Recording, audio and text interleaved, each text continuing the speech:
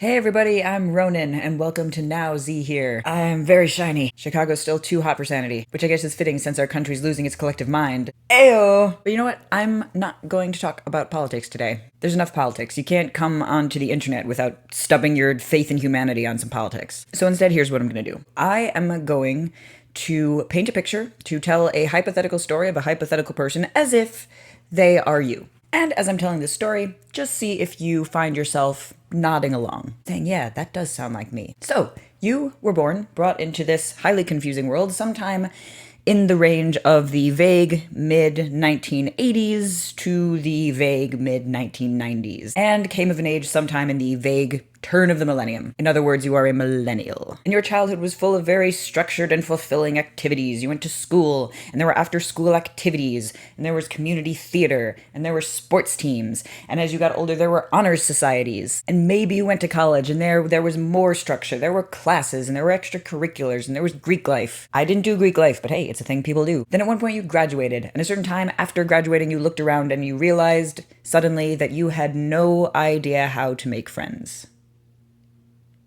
Because you had always been surrounded by some kind of structured group of people, whether it was your classmates or the people who were in the same club as you or the people that you took ballet with. Now suddenly you're on your own and there's no set community or structure that's kind of forcing you to be in the company of other people, and you get lonely and you want to be around other people sometimes, but you don't know how to do it. Now, it's possible to find ways around this. Yes, there are clubs you can join if you're the kind of person who goes to church or some other kind of spiritual gathering. There's always that. But there is something of a difference between that being in a community of people and having some kind of a network and really being friends with someone, one-on-one. Here's how I've come to think about it, and I'm actually going to use a kind of gross example to start formulating the idea. If you live in the parts of the internet where feminism is, you've probably heard this quote that goes around relating to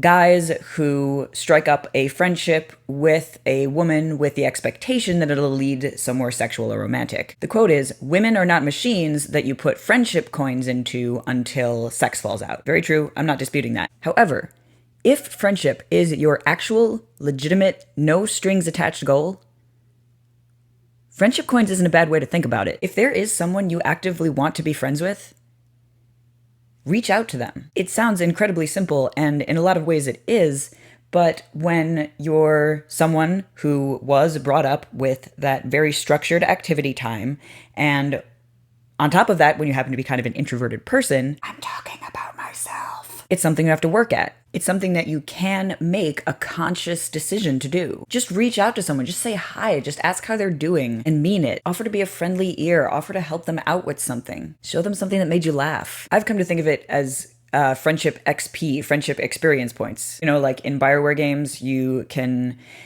do something or take some action and you'll get approval from one of the other characters. You made a genuine and earnest attempt to see how they were doing. +5 approval. Now, the more complex truth is that it really isn't such a transactional thing. You can put friendship coins in, but you're not even necessarily going to get friendship out of it. In fact, the first person that I remember having this thought of when I sort of came to this realization, we're just kind of Facebook acquaintances now, but I've used this concept to advance more meaningful friendships in my life since then. And the extra bonus is, even if this doesn't blossom into some kind of long-lasting, life-affirming friendship, you get the satisfaction of knowing that you were there for one of your fellow human beings, which is affirming in a way all on its own. Anyway, there's my tips on how to make friends. Reach out to somebody today, give this video a like, and please subscribe if you want to see what's coming up next. I'm Ronan, that's Wadsworth, always be changing.